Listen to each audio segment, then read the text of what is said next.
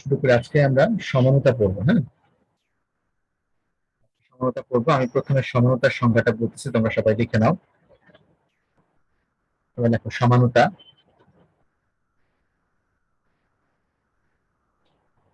যে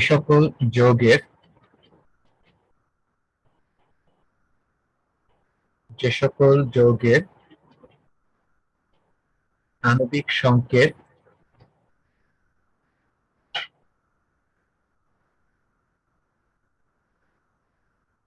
এক কিন্তু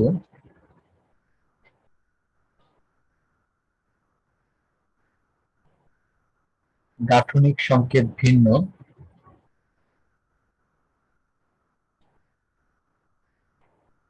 অথবা আণবিক ও গাঠনিক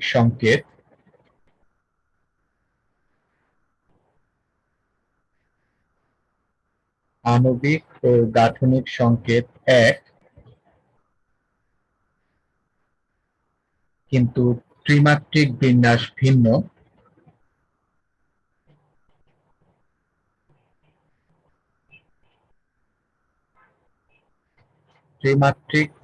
ভিন্ন, তাদেরকে পরস্পরের সমাণু বলে। আর এই বিষয়কে সমানতা বলে।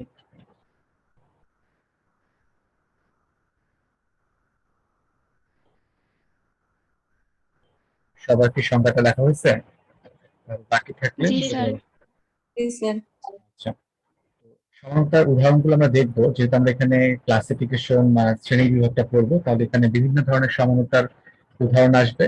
অর্থাৎ আলাদা করে এখানে আর কোনো উদাহরণ দিব না। হ্যাঁ, তো দেখো, সমানতা দুই প্রকার।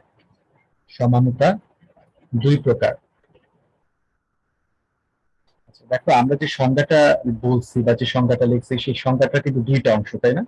একটা হচ্ছে আণবিক সংকেত এক কিন্তু গাঠনিক সংকেত ভিন্ন, আর এটাতে বলছি আণবিক ও গাঠনিক সংকেত দুইটাই একই কিন্তু ত্রিমাত্রিক বিন্যাসটা ভিন্ন। তো এই জন্য সমানতা হচ্ছে দুই প্রকার। একটাকে বলা হয় তোমার গাঠনিক সমানতা, আর একটাকে বলা হয় তোমার স্টেরিও সমানতা। একটা হচ্ছে গাঠনিক সমানতা, আর একটা হচ্ছে স্টেরিও সমানতা। ঠিক আছে? এই হচ্ছে দুই প্রকার। তো প্রথমে লেখো গাঠনিক সমানতা, ওইটার সংজ্ঞাটা আমরা লিখবো।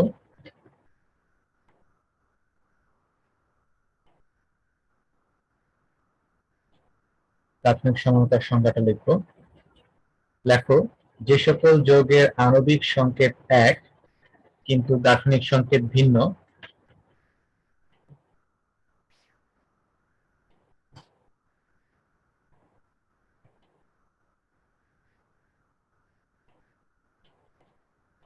যে সকল যৌগের আণবিক সংকেত এক কিন্তু গাঠনিক সংকেত ভিন্ন,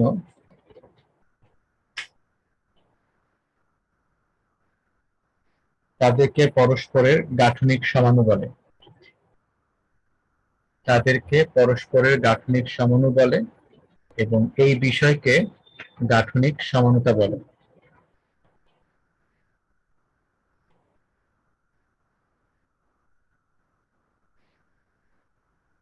সবাই লিখছো? জি স্যার। এবার লেখো, গাঠনিক সমানতা পাঁচ প্রকার। গাঠনিক সমানতা পাঁচ প্রকার।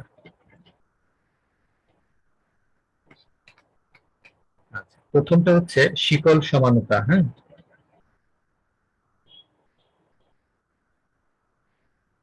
শিকল সমানতা।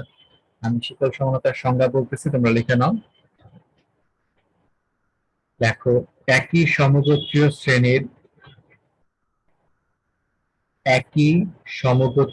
শ্রেণীর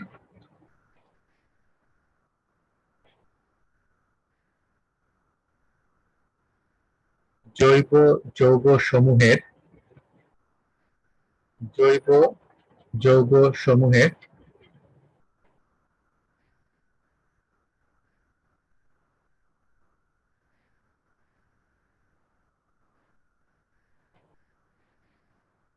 কার্বন শিকলের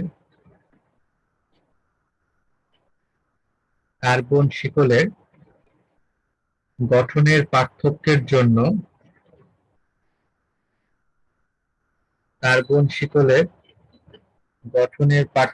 জন্য যে সমানতার সৃষ্টি হয় তাকে শিকল সমানতা বলে। সবাইকে লিখছো সংজ্ঞাটা? একই সমগোত্রীয় শ্রেণীর জৈব যৌগ সমূহের কার্বন শিকলের গঠনের পার্থক্যের জন্য যে সমানতার সৃষ্টি হয় তাকে শিকল সমানতা বলে। আচ্ছা, আমরা একটা উদাহরণ দেখি এটা।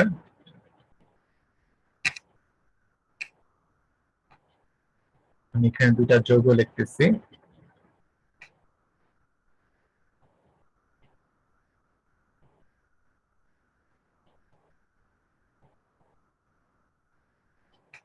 এই যৌগটার নাম কি?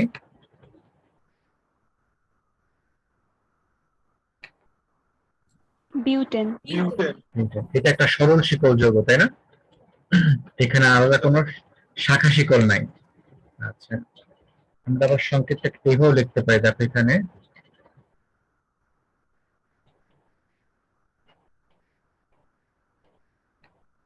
এখন যেটা লিখছি এটার নাম কি হবে? 2-মিথাইল প্রোপেন। রাইট, এটা হচ্ছে 2-মিথাইল প্রোপেন। এখন দেখো তো এই দুটো যৌগে যে লিখছি, দুইটার মধ্যে কার্বন সংখ্যা হাইড্রোজেন সংখ্যা কি সমান আছে? জি স্যার। জি স্যার। আচ্ছা, তার মানে এদের আণবিক সংকেত সেম, C4H10, তাই না? কিন্তু এদের গঠন কিন্তু ভিন্ন। একটা হচ্ছে সরল শিকল যৌগ আর একটা হচ্ছে শাখায়িত অ্যালকেন, তাই না? তার মানে যে শাখার গঠন মানে শিকলের গঠনটা ভিন্ন, একটা সরল শিকল একটা শাখায়িত শিকল। এবং এই দুটা কিন্তু একই সমগোত্রীয় শ্রেণীর সদস্য। কোন সমগোত্রীয় শ্রেণীর সদস্য এরা? অ্যালকেন। রাইট, এরা অ্যালকেনের সদস্য। তাহলে এরকম কি হবে? আণবিক সংকেত সেম থাকবে কিন্তু গাঠনিক সংকেতে তোমার শিকলের গঠনটা কি হবে? ভিন্ন হবে। আর তার জন্য যে সমানতা সৃষ্টি হবে সেটাকে আমরা বলি শিকল সমানতা। তবে অবশ্যই তারা একই সমগোত্রীয় শ্রেণীর অন্তর্ভুক্ত হতে হবে। ঠিক আছে, সবাইটা বুঝতে পারছো? আচ্ছা, স্যার। আমরা পরবর্তী অংশে যাই। এরপর লেখো অবস্থান সমানতা।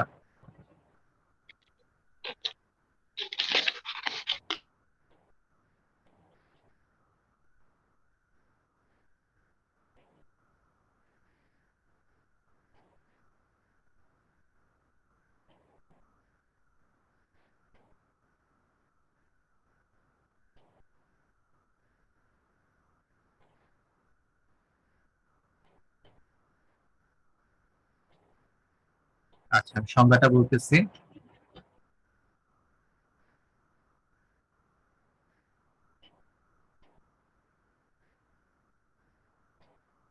আচ্ছা দেখো,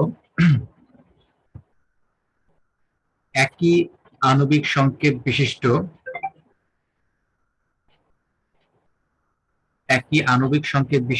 ও একই কার্যকারীমূলক বিশিষ্ট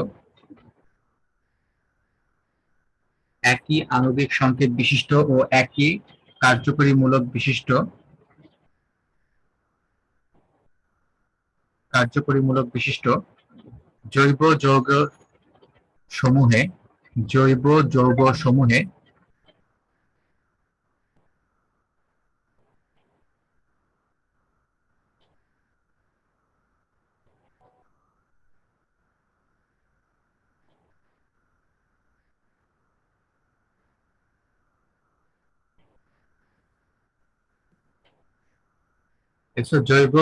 সমূহে কার্যকরী মূলকের অবস্থানের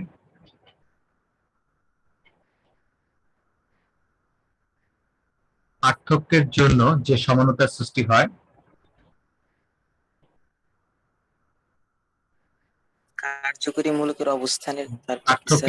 কার্যকরী মূলকের অবস্থানের পার্থক্যের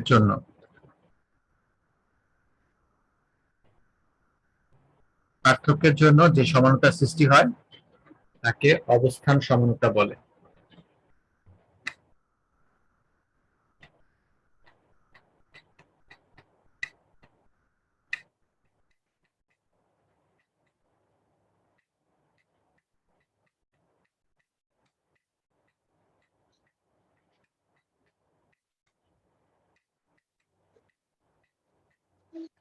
দেখছো সবাই? জি আচ্ছা স্যার। জি স্যার। আচ্ছা, এখানে আমি দুটো সংকেত দেখতেছি। প্রথম যৌগটার নাম কি হবে? বিউটিন। শুধু বিউট ওয়ান ইন অথবা বিউটিন ওয়ান বলতে পারো, ঠিক আছে। আচ্ছা, আর পরেরটাতে সংকেত হবে বিউটিন টু অথবা বিউট টু ইন। এই দুটার মধ্যে কিন্তু কার্বন সংখ্যা হাইড্রোজেন সংখ্যা সমান আছে, মানে দুজনেরই আণবিক সংকেত সেম। আণবিক সংকেতটা কি হবে? C4H8, তাই না? দুজনেরই। বাট দুজনেরই গঠনে তোমার কার্যকরী মূলকের অবস্থানটা কিন্তু ভিন্ন। একটা ক্ষেত্রে কার্যকরী মূলকের অবস্থান মানে দ্বিবন্ধন অবস্থান হচ্ছে 1 নাম্বার কার্বনে, আরেকটার ক্ষেত্রে দ্বিবন্ধন অবস্থান হচ্ছে 2 নাম্বার কার্বনে। তাহলে এই যে কার্যকরী মূলকের অবস্থানটা ভিন্ন হলো, এর ফলে তোমার যে সমানতার সৃষ্টি হয় সেটাকে আমরা বলি অবস্থান সমানতা। তোমরা কিন্তু যৌগ দুটার নাম লিখে রেখো, একটা হচ্ছে বিউট ওয়ান ইন আর ওইটা হচ্ছে বিউট টু ইন।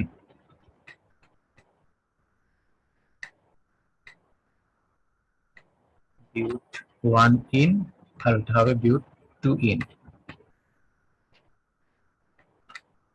এরকম আরো উদাহরণ আমরা দেখতে পারি ইচ্ছা করলে, যেমন ধরো অ্যালকোহলের একটা উদাহরণ দেওয়া যায়।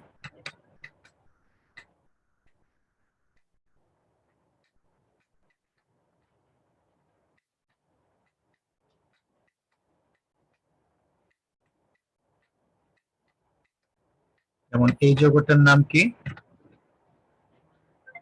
প্রোপ ওয়ান অল, তাই না? হ্যাঁ স্যার। প্রোপ ওয়ান অল বা প্রোপান ওয়ান অল। আর এখানে ইচ্ছা করলে আমরা আবার অ্যালকোহলীয় মূলকটাকে মানে হাইড্রক্সাইড মূলকটাকে আমরা আবার 3 নাম্বারও দিতে পারি, তাই না?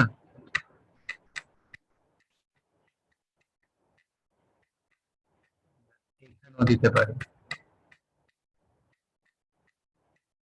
এটাও কিন্তু প্রোপানল, বাট এটা হচ্ছে প্রোপান টু অল। এটা হচ্ছে ওয়ান অল, এটা হচ্ছে টু অল।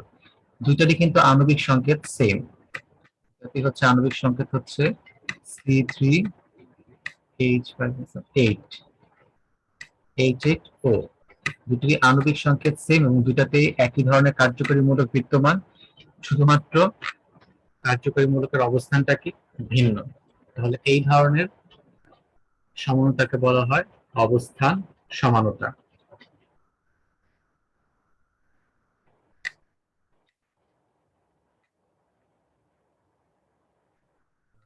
প্রোপান ওয়ান অল, পরেরটার নাম হচ্ছে প্রোপান টু অল। এতটুকুই পার্থক্য। টু অল প্রোপান হবে।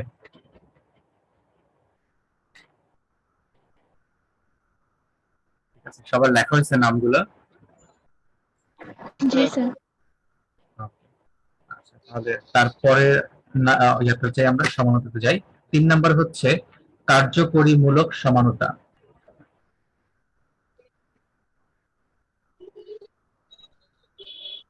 হ্যাঁ, 3 নাম্বার হচ্ছে কার্যকরীমূলক সমানতা। এটা লেখো, একই আণবিক সংকেত বিশিষ্ট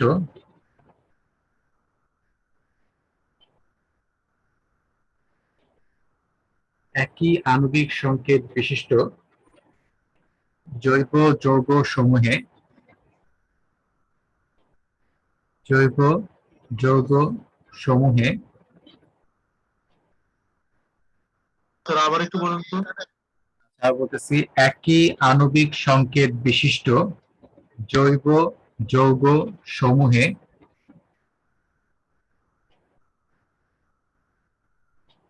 কার্যকরী মূলকের কার্যকরী মূলকের ভিন্নতার কারণে কার্যকরী মূলকের ভিন্নতার কারণে যে সমানতার সৃষ্টি হয় তাকে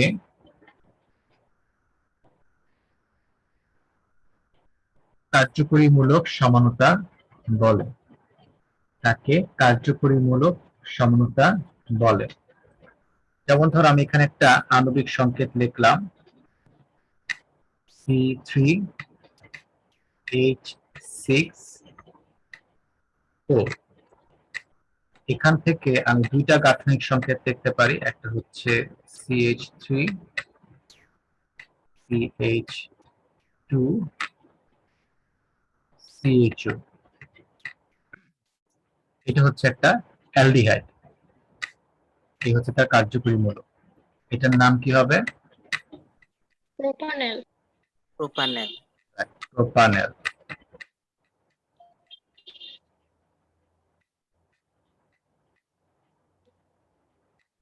এখান থেকে আরেকটা গাঠনিক সংকেত লেখা যায়,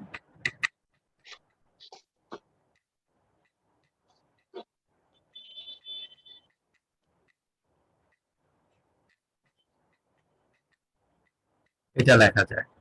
এখানে কার্যকরী মূলকটা কি? কিটোন। এটার নাম কি বলতো? propanol, এটা হচ্ছে প্রোপানন।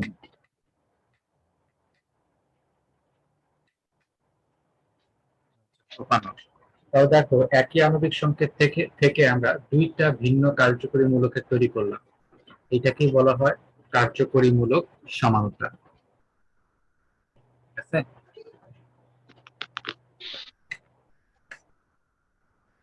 আবার এরকম আরেকটা সংকেত আমরা লিখতে পারি, যেমন ধরো এখানে আরেকটা আণবিক সংকেত আমরা লিখি C3H8O। এখান থেকে একটা আমরা তৈরি করতে পারবো হচ্ছে অ্যালকোহল, এটা ভিন্ন কার্যকরী মূলক যৌগ।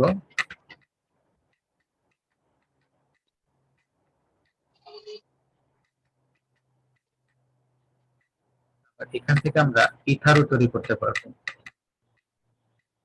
একই আণবিক সংকেত থেকে আমরা দুটা ভিন্ন কার্যকরী মূলক বিশিষ্ট যৌগ তৈরি করলাম, এটাকে বলা হয় কার্যকরী মূলক সমানতা। প্রথমটার নাম হচ্ছে, আমি আগে অলরেডি লিখছি, এটা হচ্ছে propan two ol, propan two all.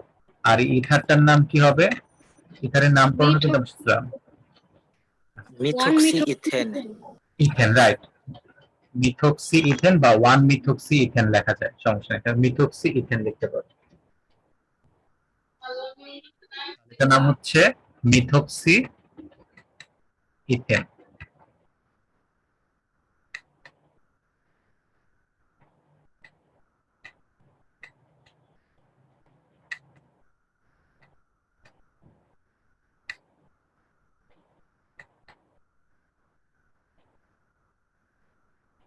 এই হচ্ছে কার্যকরীমূলক সমানতা। সবার এগুলো লেখা হয়ে গেছে? আমরা তাহলে পরবর্তীতে চলে যাই। আচ্ছা, 4 নম্বরে হচ্ছে মেটামারিজম। নাম হচ্ছে মেটামারিজম।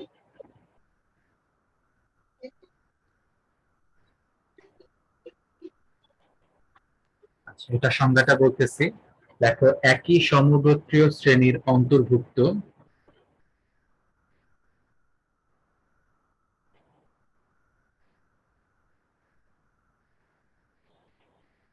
একই সমগোত্রীয় শ্রেণীর অন্তর্ভুক্ত দ্বিযোজী কার্যকরীমূলক,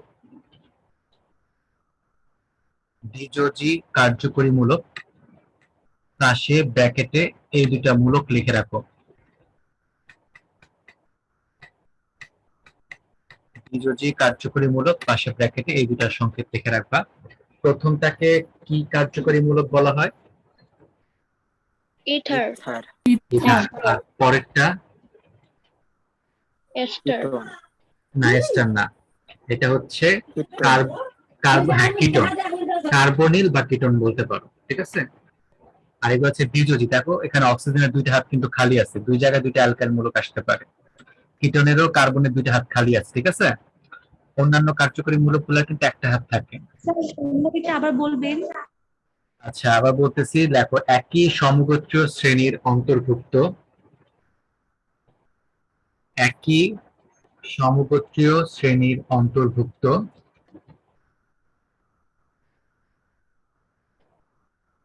দ্বিযোজী কার্যকরী মূলক, তারপরে ব্র্যাকেট এটা লিখতে হবে। দ্বিযোজী কার্যকরী মূলকের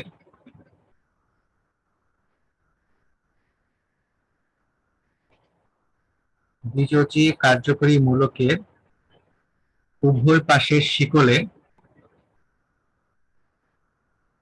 দ্বিযোজী কার্যকরী মূলকের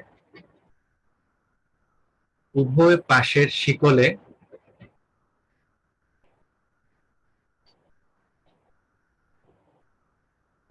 কার্বন সংখ্যার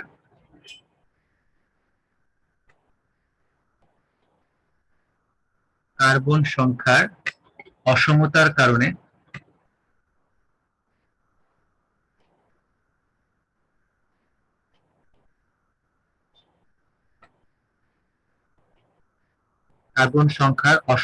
কারণে যে সমানতার সৃষ্টি হয় তাকে মেটামারিজম বলা হয়। সবাই কি লিখতে পারছো? আমি আরেকবার রিপিট জি করব। স্যার। আচ্ছা, যদি লিখে থাকো তাহলে এরপরে লিখে রাখো।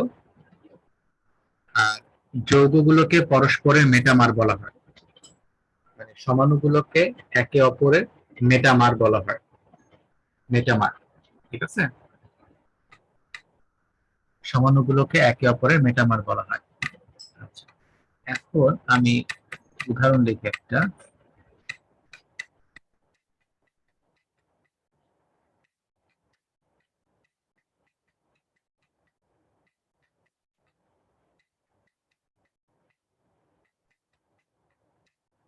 এটা কিসের উদাহরণ দিলাম? একটা ইথারের উদাহরণ দিলাম। হ্যাঁ, তো এই ইথারের বাম পাশের শিকলে কয়টা কার্বন আছে?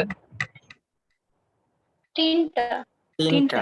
তিনটা। আর ডান পাশে আছে একটা। হ্যাঁ, আরেকটা ইথারের উদাহরণ দিচ্ছি। আণবিক সংকেত কিন্তু দুইটারই সেম, কারণ দুইটাতে কার্বন সংখ্যা, হাইড্রোজেন সংখ্যা এবং অক্সিজেন সংখ্যা সমান আছে। কিন্তু দ্বিতীয় যে উদাহরণটা লিখলাম, এতে তোমার শিকলের বাম পাশ এবং ডান পাশ দুই জায়গায় কিন্তু কার্বন সংখ্যা সমান। তাহলে এই যে দুইটা যৌগতে একটার বাম পাশে তিনটা কার্বন, আরেকটার বাম পাশে দুইটা কার্বন, প্রথমটাতে ডান পাশে একটা কার্বন আর দ্বিতীয়টাতে ডান পাশে দুইটা কার্বন, এই যে শিকলে কার্বন সংখ্যার অসমতার হলো, এই অসমতার কারণে যে সমানতার সৃষ্টি হয় এটাকেই বলা হয় মেটামারিজম। এটা অনেকটা হচ্ছে তোমার কার্যকরীমূলক সমানতা, অবস্থান সমানতা বলতে পারো, তবে এটা শুধুমাত্র দ্বিযোজী কার্যকরী মূলকের ক্ষেত্রে প্রযোজ্য, এটা একযোজী কার্যকরী মূলকের ক্ষেত্রে প্রযোজ্য হবে না। ঠিক আছে? তাহলে প্রথম যৌগটার নাম কি হবে? প্রথমটার নাম হচ্ছে methoxy methoxypropane. Propane. Methoxy propane.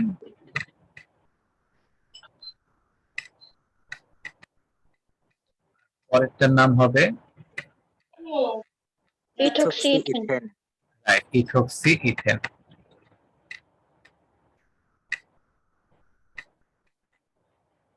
সবাই নাম দুটা লিখে রাখুন যৌগটা। ঠিক একই রকম উদাহরণ আমরা কিটোন দিয়েও দিতে পারি।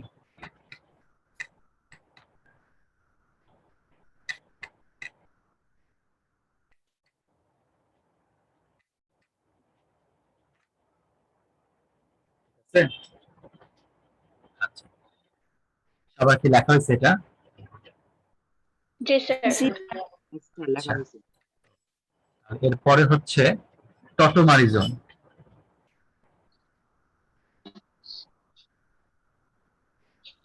সবাই নামটা লেখো, টটোমারিজম। আমি সংজ্ঞাটা বলতেছি।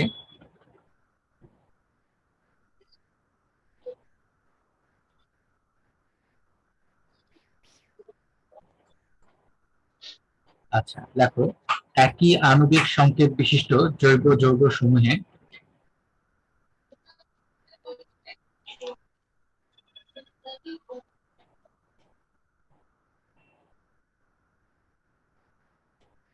একই আণবিক বিশিষ্ট সংকেত বিশিষ্ট জৈব যৌগ সমূহে জৈব যৌগ সমূহে একটি কার্যকরী মূলক থেকে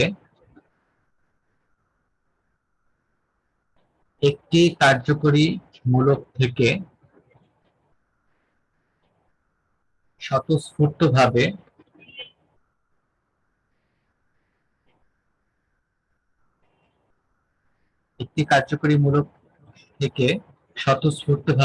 ভিন্ন কার্যকরী মূলক বিশিষ্ট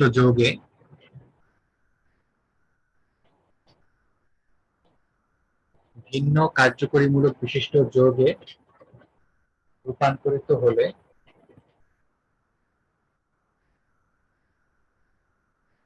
এবং এদের মধ্যে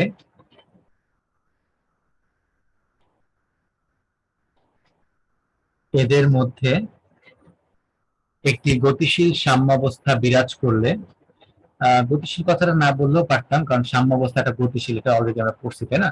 এদের মধ্যে একটি গতিশীল সাম্যাবস্থা বিরাজ করলে তাকে টটোমারিজম বলা হয়। কারো লেখা বাকি থাকলে জিজ্ঞেস করতে পারবে যে এই জায়গা থেকে মিস করছে। গতিশীল সাম্যাবস্থা বিরাজ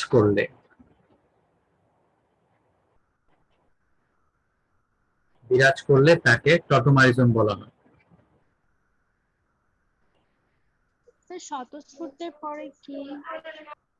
আচ্ছা, স্বতঃস্ফূর্তভাবে ভিন্ন কার্যকরী মূলক বিশিষ্ট যৌগে রূপান্তরিত হলে।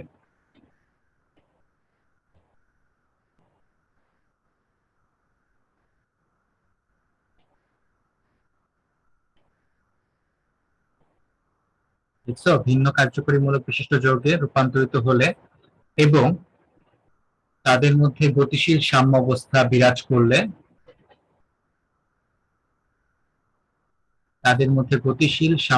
বিরাজ করলে তাকে টটোমারিজম বলে।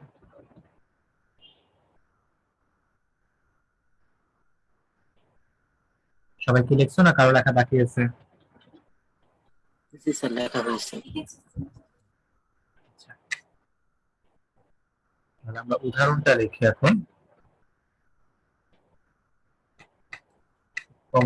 প্রথমে আমরা প্রোপাননের উদাহরণটা লিখবো। হ্যাঁ, প্রোপানন।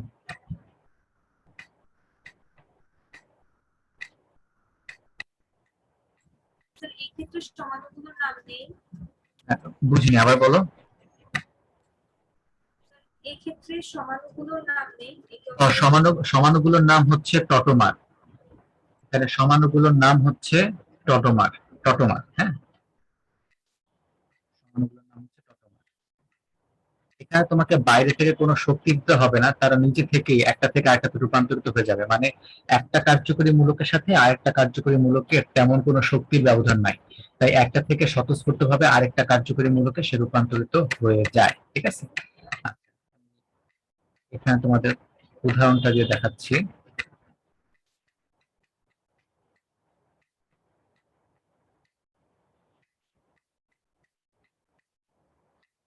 এখানে তোমার প্রথম যে যৌগটা, এই ডান পাশে যে যৌগটা আছে, এই যৌগটার নাম কি করে বলতে পারবা? Prop 1 in 2 all। এটার নাম হচ্ছে প্রোপ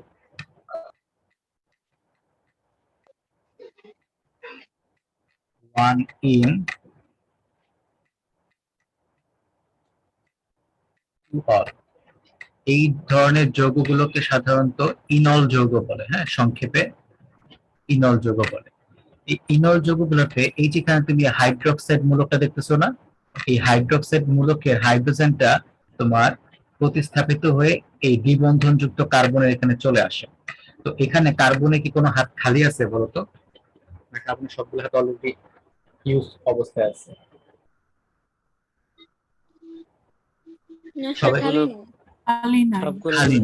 খালি নাই। তা এখন যদি এই হাইড্রোজেনটা যদি তার কাছে আসতে চায়, সে কি তাকে ধরতে পারবে?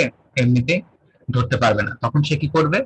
এই যে পাশের কার্বনের সাথে তার যে দ্বিবন্ধনটা আছে, এই দ্বিবন্ধনটা ভেঙে যাবে ভেঙে ইলেকট্রন গুলো এই কার্বন এবং অক্সিজেনের মাঝখানে চলে আসবে। তাহলে এই পাই বন্ধনটা যদি ভেঙে যায় তাহলে এই কার্বনটা একটা হাত খালি হয়ে যাচ্ছে না, তখন সে এই হাইড্রোজেনের সাথে যুক্ত হবে। আর হাইড্রোজেনটা যখন এখান থেকে চলে যাবে তখন অক্সিজেনের একটা হাত খালি হয়ে যাচ্ছে না, তখন অক্সিজেন Yes, sir. তার সেই হাত দিয়ে এই মাঝখানে যে কার্বন আছে সেই কার্বনের খালি হাতের সাথে যুক্ত হয়ে এই কিটোন তৈরি করে ফেলবে। ব্যাপারটা কি বুঝতে পারছো? তো সাধারণত স্যার, যে এখানে একটা আবার বলতেছি, এখানে দেখো এখানে যে অ্যালকোহলীয় হাইড্রোক্সাইড মূলকটা আছে সেই অ্যালকোহলীয় হাইড্রোক্সাইড মূলক থেকে হাইড্রোজেনটা প্রতিস্থাপিত হয়ে দ্বিবন্ধনযুক্ত এই কার্বনে চলে আসবে, CH2 কার্বনে চলে আসবে। আর যখন এখানে আসবে তখন কার্বন কার্বন যে পাই বন্ধনটা ছিল সেই পাই বন্ধনটা ভেঙে যাবে, ভেঙে একটা ইলেকট্রন বাম পাশের কার্বন নিবে, একটা ইলেকট্রন ডান পাশের কার্বন নিবে। তো বাম পাশের কার্বনটা যে ইলেকট্রনটা নিবে সেই ইলেকট্রন দিয়ে সে এই অক্সিজেনের সাথে দ্বিবন্ধন তৈরি করে ফেলবে। আর হাইড্রোজেনটা এই ডান পাশে কার্বনের সাথে যুক্ত হয়ে সেটা CH3 তে পরিণত হবে। আর কার্বন অক্সিজেন দ্বিবন্ধন তৈরি হয়ে গেলে এটা হয়ে যাবে কিটোন মূলক। ঠিক আছে, জি স্যার। এই হচ্ছে গিয়ে এই অংশের ব্যাখ্যা। মূল ব্যাপারটা হচ্ছে এরকম যে আসলে এখানে অক্সিজেন এবং হাইড্রোজেন এই দুইটার মধ্যে কার তড়িৎ বেশি? অক্সিজেনের বেশি। ঠিক আছে, তো অক্সিজেন আসলে Oxygen. করবে কি ইলেকট্রন জোড়া রেখে দিয়ে হাইড্রোজেনকে H+ আকারে ছেড়ে দিবে। সেই H+টা যখন এই দ্বিবন্ধন যুক্ত কার্বনের কাছে আসবে তখন সে পাই ইলেকট্রন গুলোকে তার দিকে টেনে নেবে। হ্যাঁ, টেনে নিয়ে সে কার্বনের সাথে যুক্ত হয়ে যাবে। আর এই অক্সিজেনটা যেটা মাইনাস আছে সে তার এই মাইনাস ইলেকট্রন দিয়ে এই কার্বনের সাথে তোমার দ্বিবন্ধন তৈরি করে ফেলবে এবং এটা কিটোনে রূপান্তরিত হয়ে যাবে। তাহলে এই ধরনের সমানতাকে বলা হয় কিটো ইনল সমানতা। এটা হচ্ছে কিটোন আর এটা হচ্ছে ইনল, এই হচ্ছে সমানতা। এটা হচ্ছে একটা বিশেষ ধরনের কার্যকরী মূলক সমানতা যাদের মধ্যে একটা সাম্যাবস্থা বিরাজ করে, অন্যান্য কার্যকরী মূলকের মতো না। হ্যাঁ, এখানে তোমার নিজে থেকে একটা থেকে আরেকটাতে রূপান্তরিত হবে, তোমাকে কিছু করতে হবে না।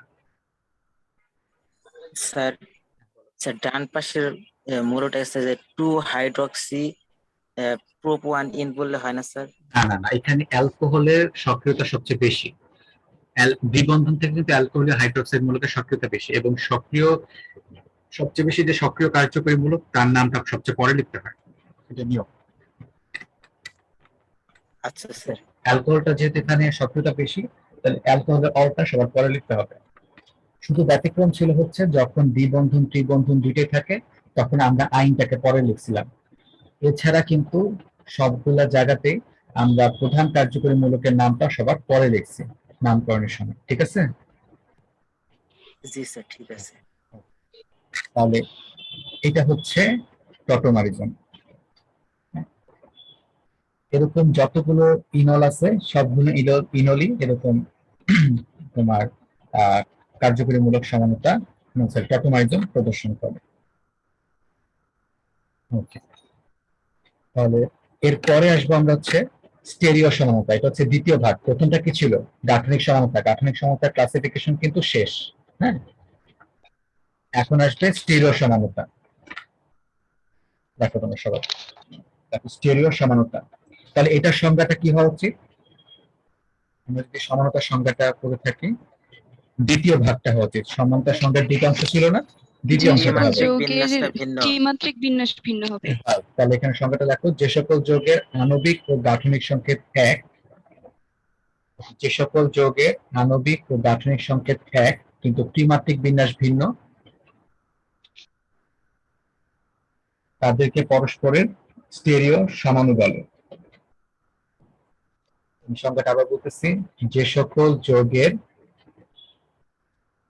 আণবিক ও গাঠনিক সংকেত এক কিন্তু ত্রিমাত্রিক বিন্যাস ভিন্ন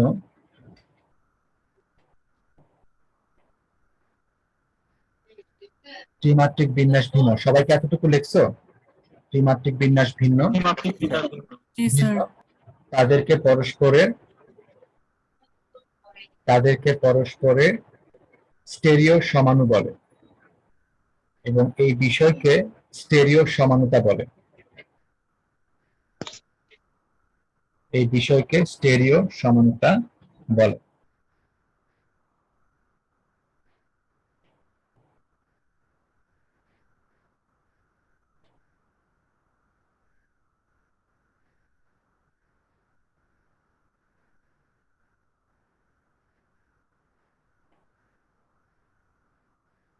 সবার কি সংজ্ঞাটা লেখা হয়েছে?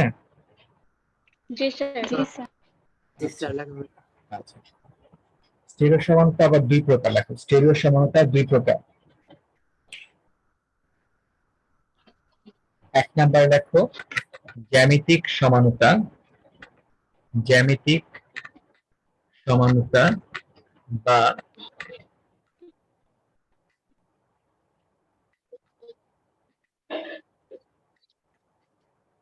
এটাকে সিস ট্রান্স সমানতা বলে। জ্যামিতিক সমানতা বা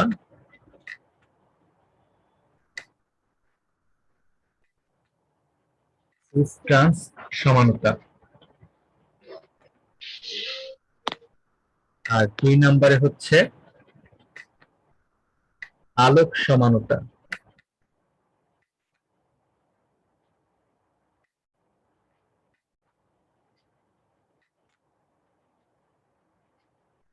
বুঝছো?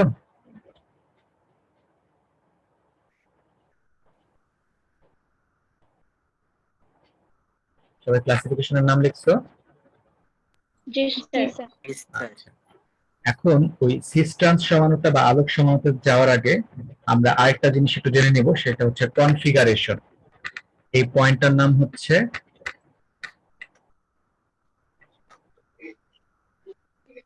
কনফিগারেশন।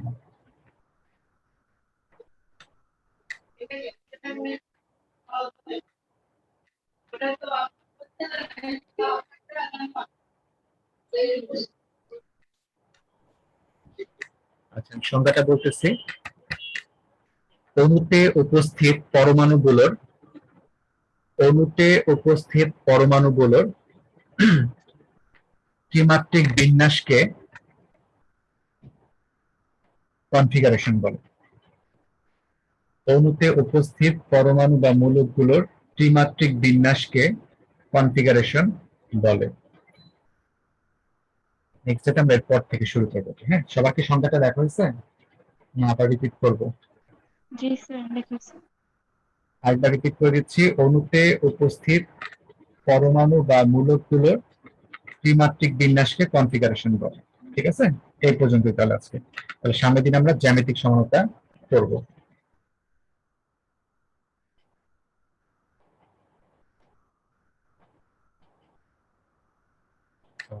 ঠিক আছে, তাহলে আজকে এই পর্যন্ত।